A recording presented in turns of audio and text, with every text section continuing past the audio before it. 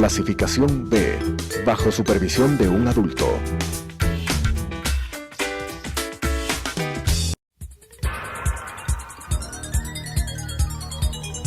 Las opiniones vertidas en este espacio por la producción y dirección del programa son de exclusiva responsabilidad de sus autores y de quienes intervienen en ellos.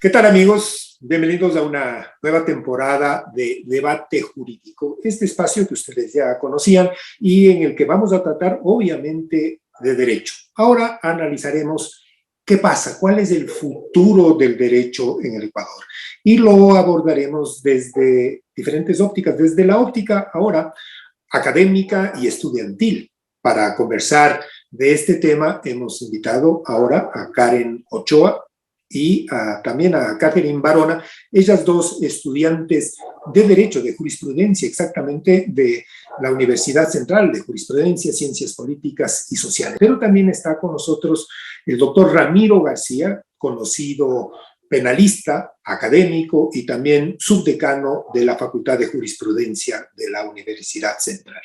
Partamos con Karen. Karen, cuéntanos qué pasa desde tu óptica estudiantil, de tu óptica como una estudiante del Derecho en la Facultad de Jurisprudencia de la Universidad Central. ¿Qué pasa en la facultad? Sobre todo pensando en que ha habido todo este proceso revolucionario tecnológico, este proceso de pandemia que puede haber sacado nuevas potencialidades, nuevas herramientas, pero también debilidades. Bienvenida, Karen. ¿Cómo estás? Hola, Juan. Bueno, también un saludo a todas las personas que nos acompañan en este programa, al doctor Ramiro García Falconi y a Catherine Barahona, también compañera estudiante. Yo me presento, mi nombre es Karen Ochoa, yo soy representante de los estudiantes ante el Consejo Universitario de la Universidad Central por el área de Ciencias Sociales y sobre todo yo estoy estudiando Derecho en la Universidad Central, ya egresé y un poco he palpado lo que es estudiar Derecho en la Universidad Central. Tanto agradeciendo la oportunidad que la universidad pública me ha dado de estudiar, pero también reconociendo e identificando ciertos problemas que si no identificamos y si no los hablamos y los visibilizamos, pues muy poco probable los podemos cambiar.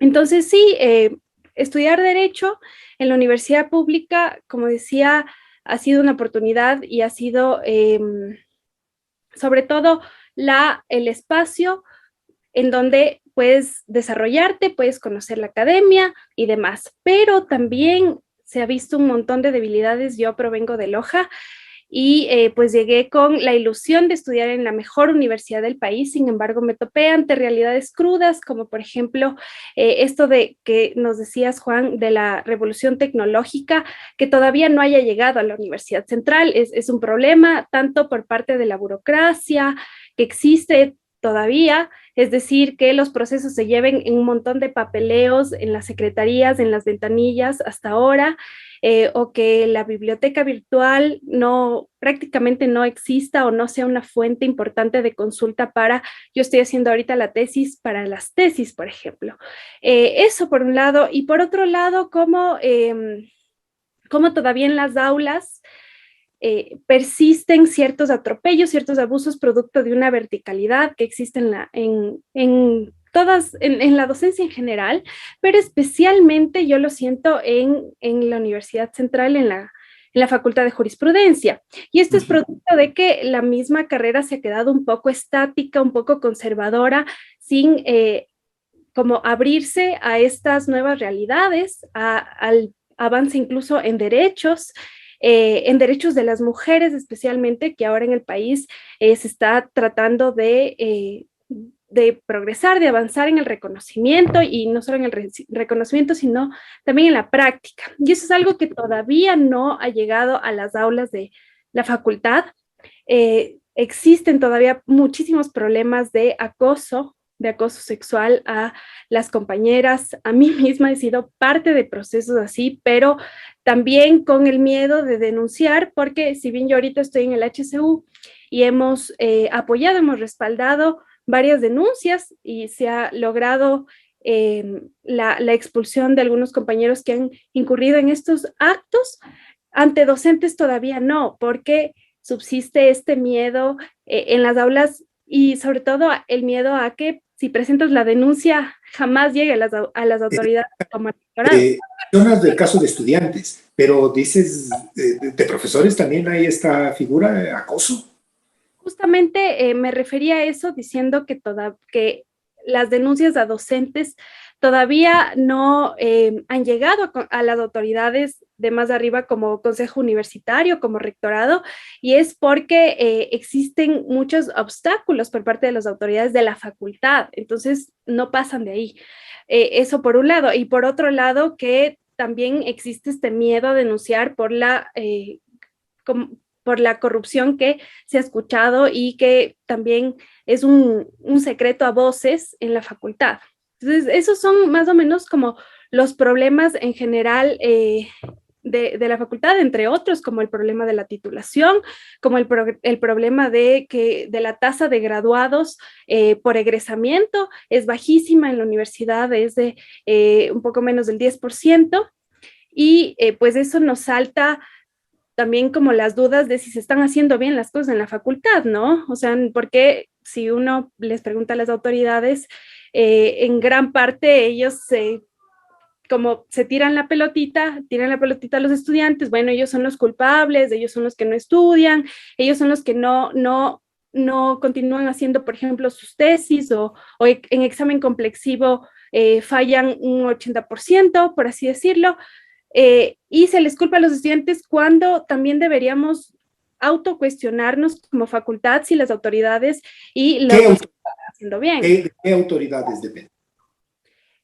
Bueno, en esto está involucrado el decanato, está a la cabeza porque es la máxima autoridad de la facultad, pero también entre las autoridades responsables están todos, ¿no? Está la dirección de carrera, está el consejo directivo, el consejo de carrera también. Entonces, sí hay varias personas en las que recae la responsabilidad, pero la responsabilidad tiene porcentajes distintos. O sea, obviamente la máxima autoridad es la que más carga con esa responsabilidad. Sí, eso sería como la cuestión general en la facultad. Para tener un ambiente de lo que se vive. Pero decíamos algo al comenzar, Catherine, y es que hay una revolución tecnológica que se ha dado, sobre todo, se ha visto la necesidad durante la pandemia, porque había una imposibilidad física de presentarse, pero sin embargo el mundo seguía, es decir, los problemas seguían, la necesidad de contar con juristas, con abogados, con jueces, con fiscales, etcétera, se mantenía. Esa realidad se vive, esa potencialidad se conoce dentro de la Facultad de Jurisprudencia de la Universidad Central. Gracias. Buenas tardes con todos. Es un gusto para mí poder estar aquí con ustedes, doctor Ramiro García, Juan Ruiz, Karen Ochoa. Es un gusto para mí estar con ustedes en esta tarde. Bueno, durante todos estos años que yo he podido estar en la universidad, primero agradezco en serio la oportunidad de poder entrar a la universidad, que le tengo mucho cariño y mucho más cariño a mi facultad. Y es por ese mismo cariño que uno siempre se fija de los problemas y que no son mínimos, ¿no? Son problemas que han ido haciéndose endémicos y que lógicamente tienen una repercusión bastante grande, y ahora aún más. El tema de la pandemia simplemente vino a visibilizar lo que ya existía en la facultad. O sea, evidentemente, la brecha socioeconómica entre los estudiantes, ¿ya? Y lógicamente de esta brecha socioeconómica que tenemos como estudiantes, me incluyo, existe esta brecha o nace esta brecha tecnológico-digital. que, como vuelvo y repito, simplemente la pandemia lo que hizo es evidenciar lo que ya existía. Entonces, digo evidenció porque esta brecha socioeconómica y por ende digital es un problema que ha caracterizado nuestra facultad desde tiempos impensables. Deben existir, lógicamente, propuestas claras y sobre todo ejecutables para cubrir este tema, facilitar a los estudiantes los medios tecnológicos para que la nueva educación, digo la nueva educación porque ahora ya no podemos pensar en que, bueno, pasa el tema de la pandemia y regresamos a lo convencional, ¿no? No, porque precisamente lo que nos dejó la pandemia es esta transformación tecnológica a la que nosotros como estudiantes nos tenemos que adaptar. Pero de alguna forma nosotros al estudiar, y más si estudiamos en la universidad pública, hablando específicamente en la Facultad de Jurisprudencia, debemos entender que son las autoridades las responsables de alguna forma de facilitarnos o darnos esos medios para los que tienen esos problemas, para los que se encuentran o piensan que están dentro de esa brecha tecnológico, digital, socioeconómica, y que no les permite avanzar o por lo menos adaptarse a la realidad en la que ahora nos encontramos. Entonces, para mí ese es uno de los problemas más grandes que puedo decir ha dejado la pandemia y actualmente estamos viendo ya algo de consecuencias, ¿no? Pero yo creo que a futuro van a ser mucho peor. Estudiantes que que durante la pandemia no pudieron realmente tener acceso a Internet, por lo menos no tenían ni siquiera un celular, una computadora, o si tenían que compartir ese celular o esa computadora entre, si eran más niños o más personas los que estudiaban dentro de una casa, tenían que compartir esos medios tecnológicos. Entonces, ¿en dónde estuvo, hablando específicamente de nuestra facultad, en dónde estuvieron nuestras autoridades? O sea, empezó la pandemia, empezamos clases en pandemia y el que puede estudia, el que no puede estudia. Entonces, es una cuestión bastante fuerte y que lógicamente estoy segura que pasará factura ya muy pronto. Claro, mencionabas lo mismo que hizo Karen, mencionaste autoridades. Es decir, esto corresponde solucionar a qué autoridades, qué accesos tienen. Lo que pasa es que en la facultad, el que tiene poder de decisión directamente es el decanato. Entonces, si a alguien tenemos que culpar de la visibilización que nos provocó la pandemia y con este tema de la brecha socioeconómico y digital, es precisamente desde la cabeza, ¿no? Desde el decanato, y es desde ahí donde debe existir una transformación. Entonces, propuestas claras que evidencien que la facultad va a cambiar y de que las autoridades están comprometidos con nosotros, con nuestros compañeros, como estudiantes, para avanzar y ser lo que nosotros hemos siempre pensado, ¿no? Ser la mejor facultad del país, la mejor facultad de jurisprudencia del país, pero ¿de quién depende? De las autoridades. Y directamente es lógico del decanato, desde la cabeza. Ramiro García, se ha mencionado desde dos puntos diferentes, uno incluso de lo delictivo, ¿no? El tema del acoso que pasa por solucionarse no solamente desde la facultad, desde el decanato, desde el rectorado, sino también incluso hay temas que incluye a fiscalía, pero tiene que solucionarse. Se ha visibilizado, digamos, un poco más durante los últimos tiempos. Y en el caso de lo tecnológico, que también se ha potenciado, visibilizado durante la pandemia. Pero es una realidad con la que tenemos que vivir y tú conoces perfectamente que el paso que se ha dado, la evolución hacia el tema al legal tech, al tema de del acceso a los medios digitales, tanto para jueces, fiscales, es fundamental. Pero, ¿qué tiene que hacer la universidad, la Facultad de Jurisprudencia, para dos casos, de derechos y derechos, digamos, hasta por derechos sobre el cuerpo o el derecho a tener algún acceso fácil, simple a la tecnología? Gracias, Juan. Saludos para Karen, para Catherine. Realmente creo que como facultad, lo primero que debemos a nuestros estudiantes es una sincera disculpa. Y tenemos que además hacer un acto de reconocimiento de la cantidad de errores que se ha cometido a lo largo de décadas. Pero el que se haya actuado así siempre no es una justificación para que se siga actuando así ahora, para empezar. El tema del acoso es un tema endémico, pero además es un tema que no se habla. Todos se han acostumbrado a barrer debajo de la alfombra en esto. Y esto además tiene una explicación clara. Toda denuncia de acoso actualmente, bajo la estructura actual, llega al Consejo Directivo. ¿Quién está en Consejo Directivo? Están representantes de los docentes. Es decir, en algunos casos, quienes han sido denunciados como acosadores son quienes votan por los delegados del Consejo Directivo. Entonces resulta muy difícil para el profesor delegado, peor todavía para un estudiante delegado o para el representante de los trabajadores, qué sé yo, el viabilizar esas denuncias.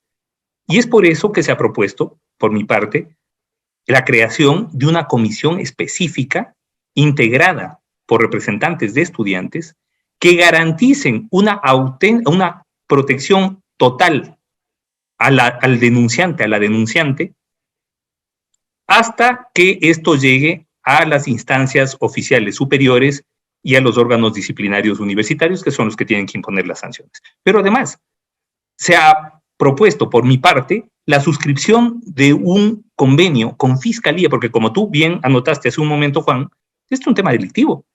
O sea, esto no es, lastimosamente se lo ha normalizado tanto que siempre se lo ha cerrado dentro del tema administrativo, y dentro de lo administrativo veamos si pasa o no pasa, y en el peor de los casos llega a una sanción administrativa, que casi nunca llega, pero cuando llega es una sanción administrativa al profesor, cuando es un profesor que debería irse preso ese rato. Claro. Entonces, claro, lo que se ha propuesto es la creación de esta comisión y la suscripción de un convenio con Fiscalía que permita una actuación inmediata de Fiscalía en contra del profesor acosador. Porque el acoso sexual, recordemos, está tipificado en el Código Orgánico Integral Penal como delito. Por lo tanto, debería generarse una estructura que, además de proteger administrativamente a la víctima, porque resulta que la víctima muchas veces ve que su denuncia, primero, no se tramita, que es obstaculizada por las diferentes instancias, pero que además su acosador sigue ahí. Y campante. Bien. Y que no hace nada. Entonces, claro, estamos generando como facultad y como universidad una estructura de revictimización que no tiene sentido. Y de impunidad. Cuando lo lógico es generar un sistema de reacción inmediata donde no solamente se generen los protocolos de protección a la víctima desde lo administrativo, sino también desde lo penal. Entonces, claro, ya es hora de cambiar la mentalidad de que el acoso sexual a la estudiante, que el acoso es simplemente un tema entre profesor y estudiante y que debe tratarse dentro del ámbito administrativo. No, señor, esto tiene que tratarse dentro del ámbito penal y que se preocupen los acosadores, por supuesto. Porque además, que sepan que no va a haber un velo de impunidad que les cubra de aquí en adelante. Eso es fundamental. Pero además, se ha topado otros temas, ¿no? El tema del nivel académico. Y eso es fundamental. El nivel académico de una facultad depende del nivel docente. Si no tenemos un mejor nivel docente, no podemos tener un mejor nivel académico. Y para esto es fundamental garantizar absoluta transparencia y publicidad en los procesos de contratación. ¿Cómo funcionan los procesos de contratación hoy por hoy? A dedo. Pero además, de una forma totalmente opaca. Y hemos llegado y tenemos como profesores a gente que ni siquiera tiene títulos de abogado, que tiene otros títulos y que dirigen la educación de futuros juristas. A personas con títulos incluso cuestionables de maestría. Y eso yo lo he dicho. Se ha podido cambiar en estos 2 años algo, pero la posibilidad de incidencia del subdecanato es mínima. De hecho, yo me comprometí con el señor rector cuando decidí asumir el subdecanato a impulsar la investigación y hoy por hoy ya tenemos 3 revistas indexadas en la facultad. Algo que no se tenía para nada antes, esto es totalmente inédito y resulta que somos la primera facultad de jurisprudencia del país en tener 3 revistas indexadas, 2 de las cuales de una u otra manera han sido bajo mi incidencia directa, la otra desde el Instituto de Posgrado. Catherine topaba un tema que es fundamental, que es el de la transformación digital, que además va muy de la mano de lo dicho por Karen, porque los procesos administrativos en la facultad son una pesadilla para los estudiantes. Cuando hablamos de transformación digital, no solamente estamos hablando de una renovación de la malla curricular que tope temas como Legal Tech, Legal Design Thinking, inteligencia artificial, blockchain, etcétera, Big Data, aplicables al derecho, que sí, por supuesto, ese es un debate mundial, pero también estamos hablando de la transformación tecnológica de los procesos administrativos internos de la facultad. ¿Cómo es posible que el estudiante tenga que acudir y en muchos casos recibir el maltrato burocrático muy normal, muy normalizado además en la universidad pública, cuando son trámites que deberían poder hacerse de principio a fin en línea? Y cuando es el sistema el que debería emitir las certificaciones de notas, las certificaciones de materias cursadas, de ciclos superados, etcétera, todo eso debería hacerse digitalmente. Y no con la secretaria. Pero no, tenemos, a ver, desde que yo entré como profesor en la universidad, escucho todos los semestres quejarse a los estudiantes, por ejemplo, del proceso de matriculación, que es una pesadilla. Porque además se supone que es una matriculación en línea, pero es un proceso tan malo que el sistema colapsa a los 5 minutos, que no le permite al estudiante hacer la matriculación de principio a fin en línea, y que a la final termina en una cola inacabable en la dirección de la carrera de Derecho. Entonces, eso se tiene que cambiar. Se tiene que cambiar el sistema de matriculación, se tiene que cambiar el sistema de certificaciones, se tiene que digitalizar todo aquello que se pueda digitalizar y automatizar todo aquello que se pueda automatizar en la facultad. De manera que el estudiante, desde su computador o su tablet o su teléfono, pueda obtener las certificaciones con código QR que necesite. Entonces, claro, lo que pasa es que estamos en el siglo XXI con una facultad que funciona con aulas del siglo XX, pero con metodología del siglo XVIII. O sea, todavía tenemos algunos registros que prácticamente se llevan a mano, es decir, a duras penas en computador, pero el computador utilizado como una base de datos, como una hoja de Excel o como un procesador de textos, cuando ya es necesario renovar las tecnologías.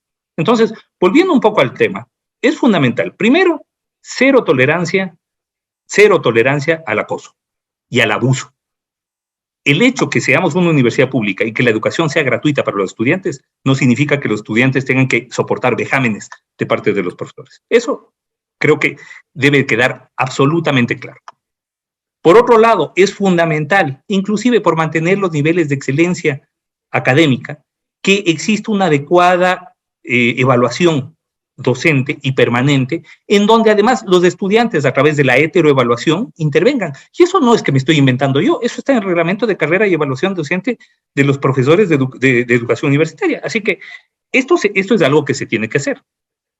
Por otro lado, ojo, lo que Karen decía, ¿cómo podemos hacer investigación si no tenemos bases de datos? Se ha descuidado absolutamente, y eso sí es una medida de corte político. ¿Por qué? Porque, claro, uno políticamente decide cuáles son las prioridades que da en lo presupuestario. Y dentro de esas prioridades, el tema de biblioteca y de bases de datos digitales está como en último y penúltimo puesto. No existe. Ramiro, vamos acortando porque sabes, en la televisión el tiempo es el peor enemigo que tenemos. Queda muy poco. En cuanto a lo que planteaba Catherine, es decir, esta revolución tecnológica, estas diferencias que se dan por las, digamos, diferencias sociales, diferencias económicas que han gravitado. Y eso se tiene que hacer lo que se hace en la Universidad Pública Europea, que es que facilitar a los estudiantes los medios tecnológicos adecuados.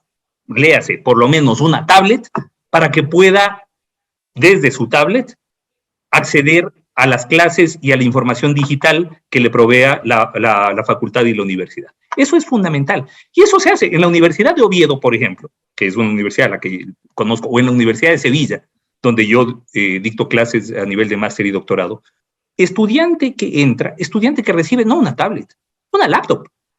Ya. De última generación, para que pueda estudiar. Eso es reducir la brecha digital.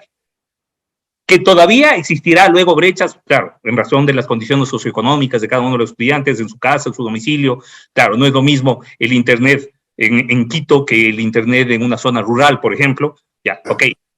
Pero, ok, en lo que podamos reducir la brecha digital, es fundamental hacerlo.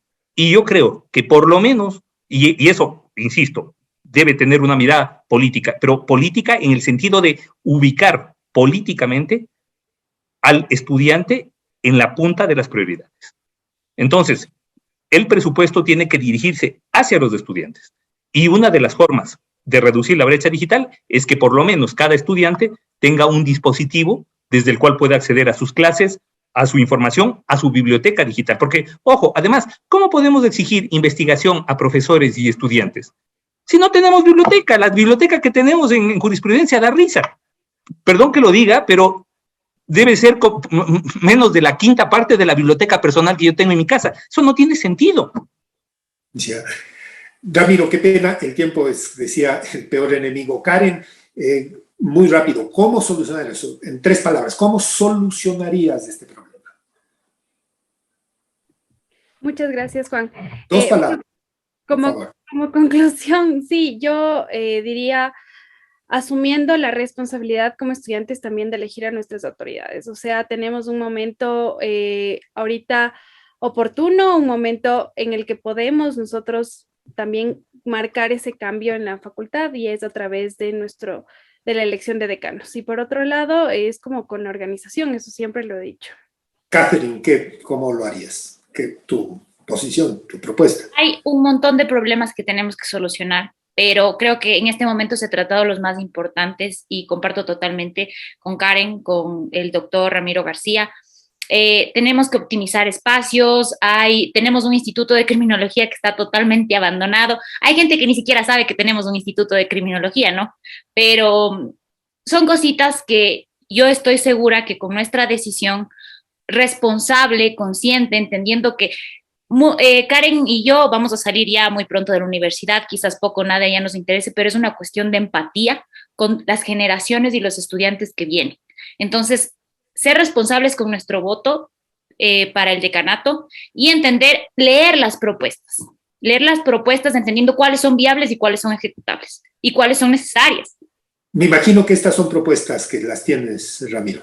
Muy corto, por favor. Todas están, porque además están publicadas en la página de la facultad, así que es cuestión de revisarlas. Sí, pero adicionalmente, claro, como además nos dieron un espacio muy chiquito para poder establecer las propuestas, pues muchas se quedaron en el tintero. Por ejemplo, el tema de la titulación, que eso es fundamental, eso se tiene que arreglar ya.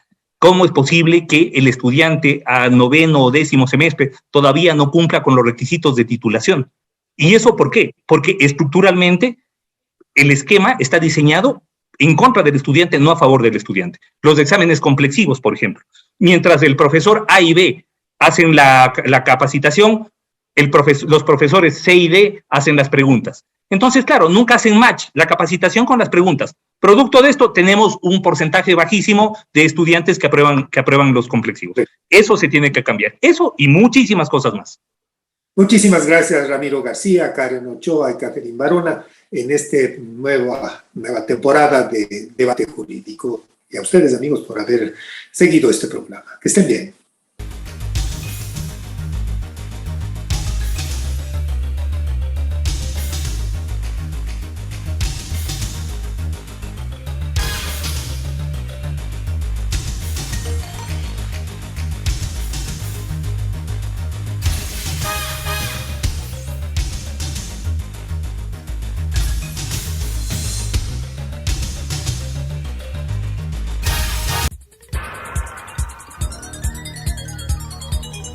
Las opiniones vertidas en este espacio por la producción y dirección del programa son de exclusiva responsabilidad de sus autores y de quienes intervienen en ellos.